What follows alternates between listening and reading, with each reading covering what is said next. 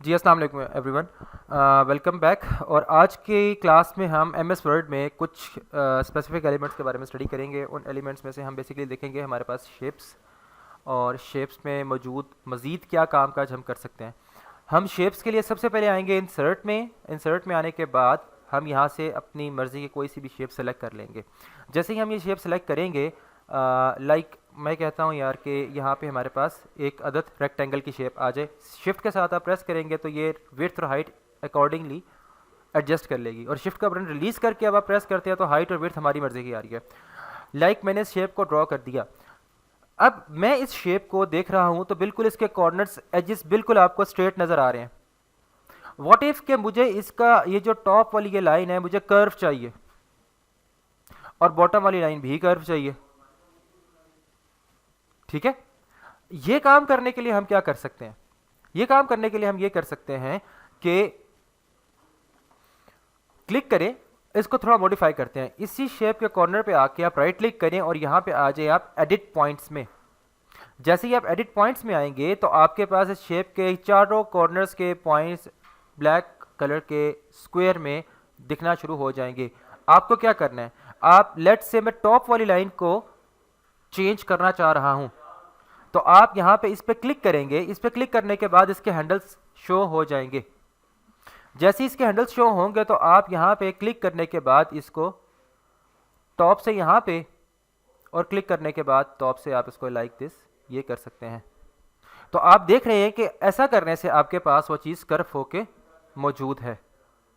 Same goes with like right click करें, edit points पे आ जाएं, इस पे आप क्लिक करें और यहाँ पे इस हैंडल पे क्लिक करने के बाद आप इसको नीचे ले आएँ, और इस हैंडल को क्लिक कर लेने के बाद आप इसको यहाँ से नीचे ले आए तो ये आपके पास शेप मॉडिफाई हो चुकी है। मैं फिर से आपको करके बता रहा हूँ किसी और शेप के साथ ही इस किस्म के treatment.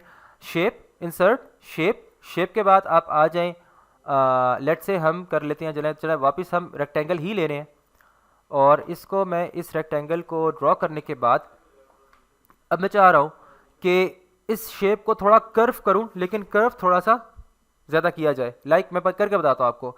Like right click and edit points, edit points के बाद आप इस पॉइंट पे क्लिक करेंगे, हैंडल्स आ जाएंगे, इसको आप यहाँ से बॉटम पे कर दें और आप इस पे क्लिक करेंगे पॉइंट पे, तो आपके पास अगेन दो हैंडल्स आ जाएंगे। इनको आपने बड़े एहतियात से लाइक ऊपर की तरफ करना है, तो वो एक बिल्कुल वेव टाइप इफेक्ट जो है आपके पास बनता हुआ नज़र आएगा लाइक दिस।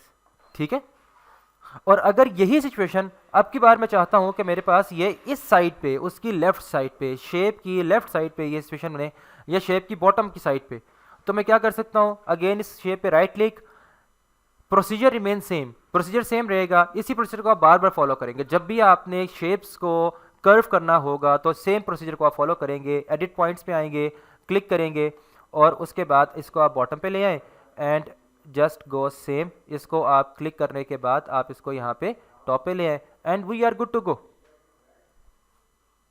ये लाइक फ्लैग टाइप की एक शेप बन रही है कि नहीं बन रही? Is it? तो ये करके हम अपनी शेप्स को मज़ीद मॉडिफाई कर सकते हैं।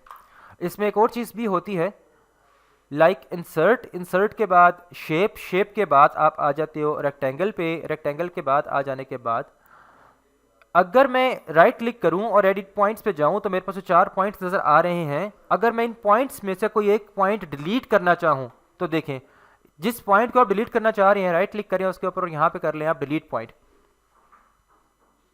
Getting my point? तो ये शेप आपके पास चेंज हो गई। कंट्रोल जी से अनडू करते हैं चीज़ों को। इसी तरह से अगर मैं यहां पे कोई नया पॉइंट ऐड करना चाहूं तो राइट क्लिक करें, ऐड पॉइंट पे क्लिक करें और आप इसको थोड़ा सा बॉटम पे लें और सेम बिहेवियर आप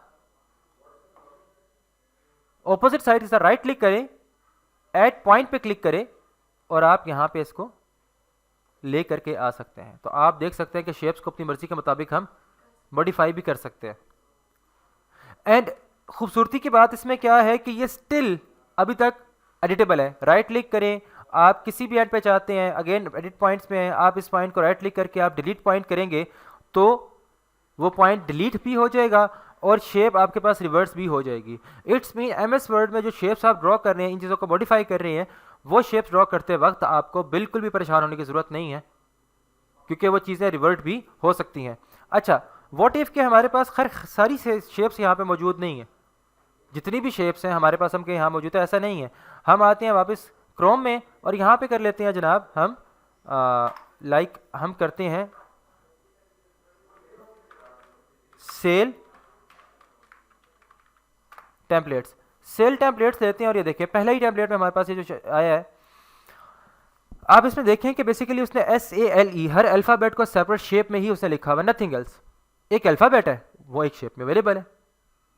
अब ये जो शेप आपके पास 4 शेप्स है, चारों शेप्स में डिफरेंट डिफरेंट मतलब सेपरेट अल्फ़ाबेट्स तो लिखे हुए हैं। इसका मतलब है कि ये वाली शेप अगर लें और टेक्स्ट बॉक्स के जरिए हम लिखें तो हम भी ये काम बासानी कर सकते हैं।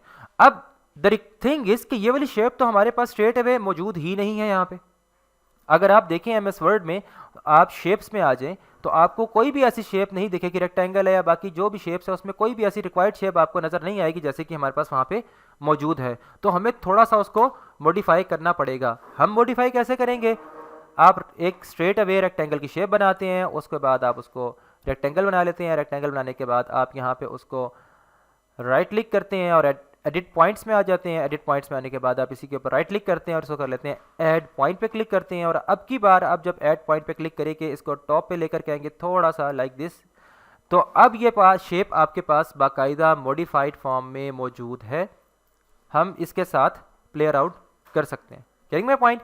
ऑलराइट, अभी ये शेप बिल्कुल रफ एंड टफ सी है, हम चाह रहे हैं थोड़ा सा ग्लिटरी हो जाए, थोड़ा सा इसका अपीलिंग इफेक्ट आ जाए, थोड़ा सा सूदिंग इफेक्ट आए। राइट क्लिक करें, सॉरी सेलेक्ट इट एंड आप जाएंगे स्ट्रेट अवे शेप फॉर्मेट में। शेप फॉर्मेट में आ जाने के बाद आप आएंगे शेप इफेक्ट्स में। इस पे आने के बाद प्रेजेंट पर रहने के बाद आप यहाँ से देखें आप जो भी इफेक्ट अप्लाई करें, ग्लिटरी से इफेक्ट आ रहे हैं या 3D लुक बन रही है कि नहीं बन रही है उसकी, ठीक है, लाइक दिस, जो भी आपको बेहतर लगता है। ये ज़्यादा सूटेबल है क्योंकि बेसिकली इसके साथ शेडो भी, और जो हम जो चीज़ बनाना चाह रहे हैं उसके साथ भी आपके पास शेडोज अवेलेबल हैं, तो ये उस लिहाज से हमारे पास ज़्यादा सूटेबल है। ओके, वन मोर थिंग कि मैं चाह रहा हूँ मेरे पास सेम टू सेम यही कलर वहाँ पे भी अप्लाई होकर के आ जाए। अब मैं क्या करूँगा? सॉरी नो, मैं कलर की बात कर रहा हूँ कि ये कलर सेम टू सेम उस शेप में ये कलर फिल हो जाए। शाबाश, कलर पिकर। हम स्ट्रेट अवे आएंगे कलर पिकर में और कलर पिकर पे क्लिक कर लेने के बाद हम यहाँ पे आ जाएंगे 5 मिनट सर बस सर, जस्ट आप यहां पे करेंगे Alt X एंड कॉपी, और उसके बाद आप क्या करेंगे यहां पे MS वर्ड में आके shape fill, fill more colours, custom, then control V, enter. Same to same आपके पास वही कलर अप्लाई हो चुका है।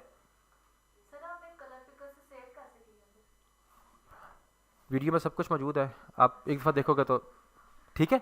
ऑलराइट, वन मोर थिंग, आप लोगों ने एक चीज़ का ध्यान नहीं किया कि यहाँ पे अगर आप देखो तो इस शेप के अंदर डॉटेड फॉर्म में भी वो चीज़ अवेलेबल है, ठीक है। हम भी यही चाहते हैं, बहुत आसान सी चीज़ है। सेलेक्ट करें, अब की बार आप कंट्रोल D से डुप्लीकेट करें, अब की बार आप आ जाएं इसके के सारे इफेक्ट्स को आप कर दें, प्रेजेंट में आके कर दें नो इफेक्ट कर दें, इफेक्ट ख़त्म करना चाह रहे हैं हम लोग,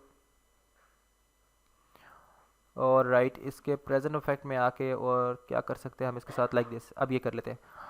इसके बाद आप इस वाली शेप को इसके ऊपर बिल्कुल एग्जैक्टली रखते हैं और इसका साइज आप एक एंगल से पकड़ के कंट्रोल शिफ्ट ऑल्ट कीबोर्ड तीनों की प्रेस की हुई है मैंने और मैंने क्लिक किया हुआ माउस से। अब मैं इसको रीसाइज कर रहा हूँ, छोटा कर रहा हूँ, तो देखें एग्जैक्टली हर प्रोपोर्शन में वो छोटा हो रहा है। अब की बार मैं इस शेप को फिल को कर दूंगा नो फिल, कि मुझे इसमें कोई फिल नहीं चाहिए, तो वो खत्म हो जाएगा। और इसकी आउटलाइन पे, शेप आउटलाइन पे आके मैं क्या कर दूंगा, उसको डॉटेड कर दूंगा, और डॉटेड के बाद outline, shape outline, then dash and this one effect क्यों नहीं अप्लाई कर रहे? ओके ठीक है, शेप दूसरी सिलेक्ट थी। अब आप इसको सिलेक्ट करने के बाद आप इसके ऊपर आएंगे outline and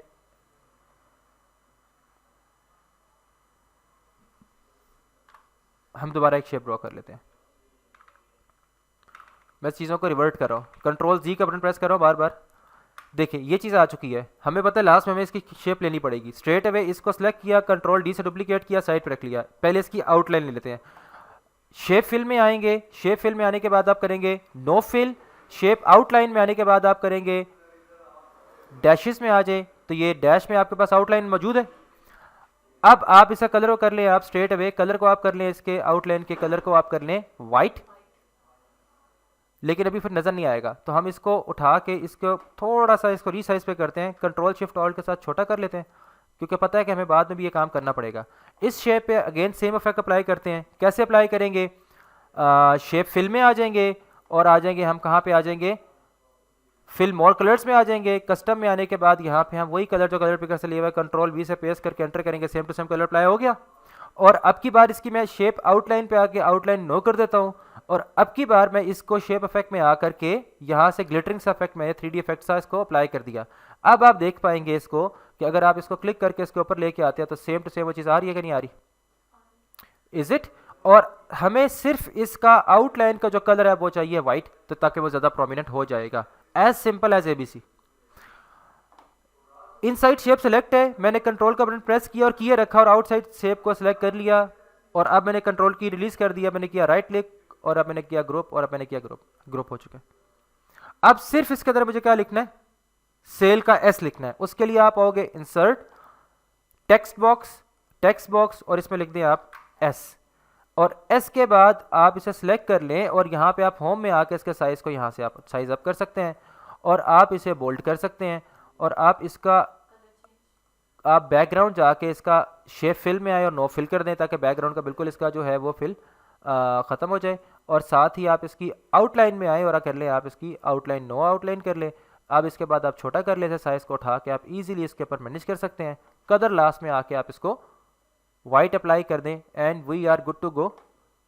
colour is white.